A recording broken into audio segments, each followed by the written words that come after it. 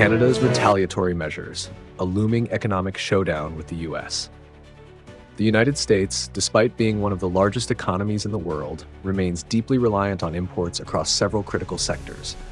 From energy and raw materials to food, beverages, and skilled labor, international trade has been the backbone of the nation's economic strength and prosperity for decades. Yet, this delicate balance is facing unprecedented strain under the presidency of Donald Trump, who ushered in the America First policy. Through aggressive trade policies, including tariffs and restrictions on allies and adversaries alike, including Canada, the European Union, and China, the Trump administration has sought to tilt the balance in favor of domestic production. While the approach appeals to nationalist sentiments and seeks to protect American industries, it often overlooks the profound interdependencies that global trade has fostered over the years. The U.S. is not just importing consumer goods, it's importing essential resources such as crude oil, rare earth elements, electricity, and raw materials crucial to its industrial and technological sectors. These imports are not only necessary for manufacturing, but also for maintaining the competitive edge that keeps the U.S. at the forefront of the global economy. Furthermore, the influx of skilled labor and innovative talent, sourced largely from abroad, has been a key driver of the nation's technological advancements and business growth. Now, in response to these tariffs, Canada, the U.S.'s largest supplier of energy, is considering retaliatory measures that could send shockwaves through the U.S. economy. Canada, which supplies much of the oil, gas, and electricity that powers the U.S., has already signaled a willingness to take bold action. Restricting exports of these critical resources could disrupt the very energy supply chains that many American industries depend on. In 2024, the U.S. imported approximately $129.85 billion worth of energy from Canada, which included 1.46 billion barrels of crude oil valued at $116.8 billion. The country also imported 2,701 billion cubic feet of natural gas worth $10.8 billion, as well as 37 terawatt hours of electricity valued at $1.85 billion. With crude oil alone accounting for the largest share of these imports, Canada's role in U.S. energy security cannot be overstated. And yet, the ripple effects of these potential tariffs are far-reaching. In retaliation, Canada is considering drastic steps that could deeply affect U.S. industries reliant on Canadian exports. Premier Doug Ford of Ontario has already indicated that the province may halt electricity exports to U.S. states such as Michigan, New York, and Minnesota, states that rely heavily on Canadian power. If enacted, this move could affect approximately 1.5 million American households, increasing energy costs and disrupting power supply in the peak winter and summer months. But the impact wouldn't stop there. Canada is also exploring curbs on rare earth elements, which are critical for high-tech industries such as defense, renewable energy, and electric vehicles.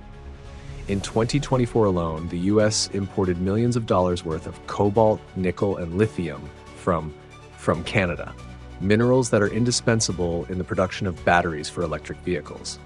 Cutting off access to these materials could force U.S. manufacturers to find alternative and likely more expensive suppliers, disrupting production and pushing up costs. The tension is palpable.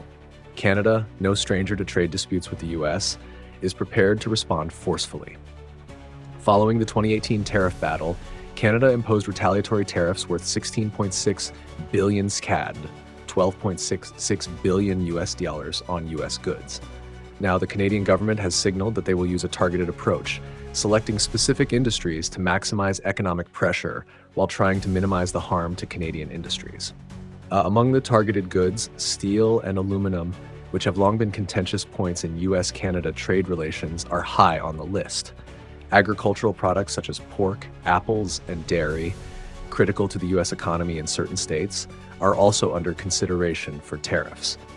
Canada is not backing down. It is standing firm in its resolve to protect its interests, and it has made it clear that retaliation will not be limited to tariffs alone.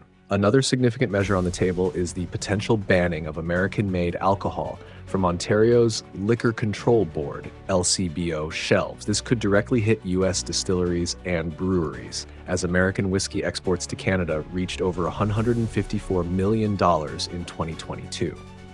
Targeted products could include iconic bourbon and Tennessee whiskey, which have become synonymous with American culture.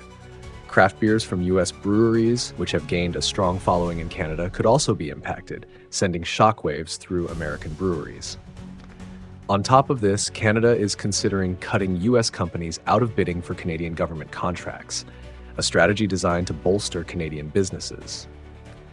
With the Canadian public sector spending over 200 billion CAD annually on procurement, this move would have major consequences for industries such as construction, technology, and defense in the U.S. Prime Minister Justin Trudeau has pledged to take a united national approach to these retaliatory measures, ensuring that no single region of Canada bears the full brunt of the economic fallout. He has emphasized that nothing is off the table when it comes to Canada's response to U.S. tariffs.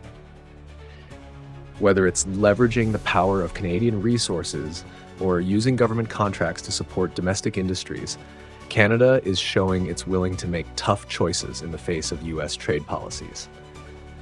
These tensions between the U.S. and Canada aren't just about economics. They're about security, resources, and the very fabric of international relations.